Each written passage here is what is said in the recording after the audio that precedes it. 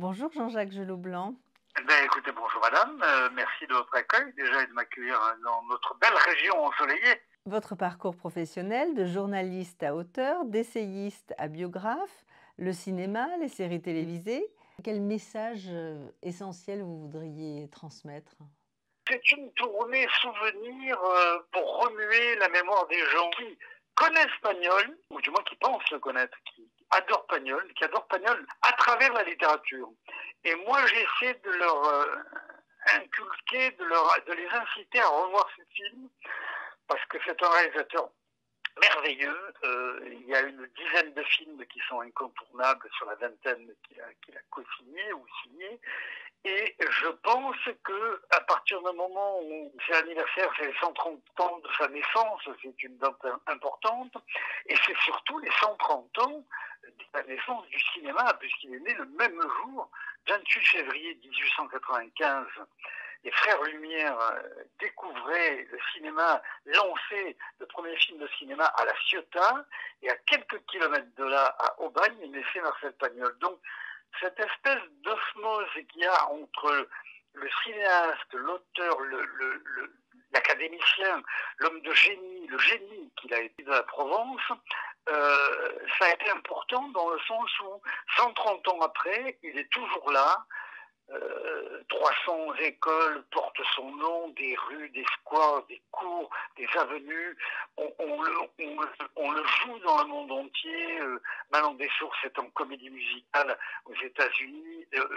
Vous avez des écoles en Malaisie qui enseignent du Pagnol. Donc voilà un personnage régional, un auteur régional qui est porté à l'universel. Vous souvenez-vous de votre première rencontre avec l'œuvre de Pagnol? C'était à Aubagne, au Cercle de l'Harmonie, qui était un cercle de jeunes où j'allais. Pagnol était l'enfant du pays, mais il avait du mal à le faire admettre. Et ça a été mon premier contact scolaire, ça a été de me battre pour avoir un ciné-club et essayer de projeter des films de Pagnol, et en particulier Manon des Sources, qui s'est tourné naturellement, comme la plupart des autres, dans la région. Je suis tombé tout petit dans cette passion de Pagnol et elle ne m'a jamais quitté. Plus cinéphile que livresque? D'abord, oui, d'abord. Je dois dire que j'ai découvert après l'auteur, mais vous savez, le cinéphile, c'est lié. Vous avez dans tous les films de Pagnol une phrase sibylline qui veut dire que les deux hommes, les deux personnages, les deux talents sont liés. Par exemple, Marius, un film de Marcel Pagnol, réalisé par Alexander Corda. Or, ce Marius, tout le monde pense que c'est Pagnol qui l'a réalisé. C'est-à-dire que l'auteur et le réalisateur sont tellement liés, et lui s'est battu pour ça, pour faire d'abord reconnaître l'auteur et après le cinéaste. C'était la grande, vous savez, dans les années 50-60, c'était la grande époque du cinéma. On allait voir les films du samedi soir, vous savez, comme l'a chanté Eddie Mitchell. On vivait de cinéma, il n'y avait quasiment pas de télé, et on vivait au rythme des sorties des films français, des films anglo-saxons aussi. Dans votre ouvrage Pagnol inconnu, vous donnez l'impression au lecteur d'entrer dans l'intimité de Pagnol. C'est une qualité que m'avait gratifiée, j'en suis très honoré. D'ailleurs, Jacqueline Pagnol elle-même, elle m'a dit, vous écrivez comme vous parlez. Mais elle me disait, mais Marcel est un peu comme ça. Alors sans me comparer à l'ami Marcel Pagnol, sa vie étant en elle-même un roman, je crois qu'on n'a pas besoin de la romancer, parce que Pagnol est un homme multiple qui a eu des dizaines de vies différentes, qui a été producteur, auteur, scénariste, distributeur de films, propriétaire de cinéma. Il a tout fait, ce brave homme. Il a tout fait sauf voyager, mais il nous a fait voyager. Donc effectivement, moi, mon but, c'est de faire voyager le lecteur à travers une vie autour de laquelle il n'y a pas besoin de fioritures, parce que chaque année, chaque mois, chaque semaine de sa vie, il avait un nouveau projet, il partait dans 1000 directions, et chaque chose qu'il a touché avoisine le génie chaque fois. Je veux dire, je crois que le fait que Pagnol est un nom aussi puissant que celui de Molière, par exemple, aujourd'hui, au XXIe siècle, il n'y a pas de secret, c'est parce qu'effectivement, il savait parler, il savait écrire, il savait filmer. Avoir son épouse Jacqueline et son petit-fils Nicolas comme lecteurs, c'est plutôt enthousiasmant aussi.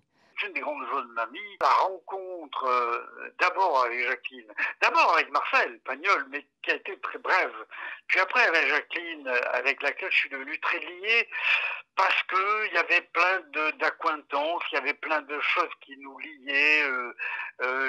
J'étais très attaché, elle le sentait bien, j'étais très attaché à Pagnol. Et le fait de travailler, de lui faire relire mes textes, de travailler avec elle et d'être de toute façon introduit dans cette famille Pagnol, alors ça c'est le plaisir suprême d'avoir une préface que je n'avais quelque part nullement demandé. D'ailleurs dans mon premier ouvrage, il y a une trentaine d'années, chez Michel Lafon, effectivement il y a la préface de Jacqueline qui m'a fait un plaisir immense. Vous imaginez un auteur qui est salué pour l'ouvrage qu'il a fait, qui pour moi est un ouvrage très modeste et qui ne fait que raconter la vie d'un homme que j'apprécie passionnément, quoi. Votre biographie sur Rému, acteur fétiche de Pagnol avec sa petite fille, vous a-t-elle apporté un éclairage supplémentaire sur Marcel?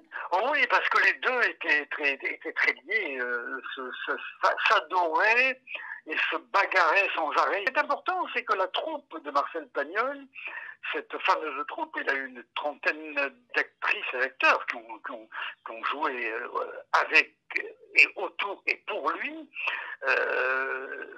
Rému est en tête d'affiche avec Fernandel. Et autant avec Fernandel, les rapports ont été compliqués, ambigus, difficiles, autant avec Rému, c'est les échanges de courriers aigre-doux, les contrats signés sur les coins de table, les rapports perpétuels, je te donne rôle, je te l'enlève, je te le donne plus, je te le rends. Je pense à la femme du boulanger qu'il a promis à 4 autres comédiens avant lui, parce qu'ils ne s'entendaient pas et qu'il était fâché avec Rému.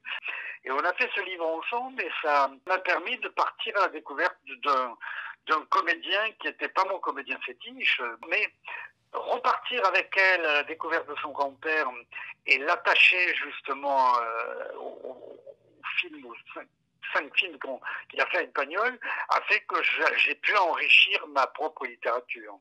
Une vie de passion, en somme.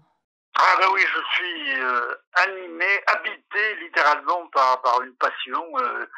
J'ai fait comme Pagnol d'ailleurs qui est monté conquérir Paris. Moi j'ai un peu fait pareil parce que né à Aubagne, il n'y avait que Paris où on pouvait m'écouter, méditer et m'entendre. Je suis parti à l'aventure. Stendhal, je crois, disait heureux qui a pour métier sa passion. Moi c'est mon cas et j'en suis particulièrement ravi. Le lien a été immédiat, c'est-à-dire vous savez quand vous usez vos fonds de culotte sur le puits de la fille du puisatier, que vous allez jouer dans les ruines de la ferme d'Angèle ou que vous allez vous grimper le massif du Taoumé ou le Garlaban et que vous allez dans les ruines d'Aubignan qui ont servi de décor à Requin, vous êtes marqué de toute façon obligatoirement, d'autant plus marqué qu'à l'époque, nul n'est prophète en son pays et Pagnol n'était pas le garant de la Provence et du Midi. On le cataloguait quand même un peu dans le côté Marius, Olive, les blagues, la sardine qui a bouché le port de Marseille et l'humour un peu facile des Marseillais. J'ai participé bien modestement, après plus tard, à redresser certaines choses, à confirmer que Marcel Pagnol était vraiment le génie des collines. Eh bien, rendez-vous au cinéma Cinétoile de Rocheville à 14 h le vendredi 6 juin à la rencontre de Marcel Pagnol. Cette conférence sera suivie de la projection de Le Temps des Secrets. Un grand merci, Jean-Jacques Jolot-Blanc, pour votre enthousiasme et votre venue, tout simplement. Écoutez, j'y serai avec plaisir et vous pourrez compter sur moi. Merci beaucoup.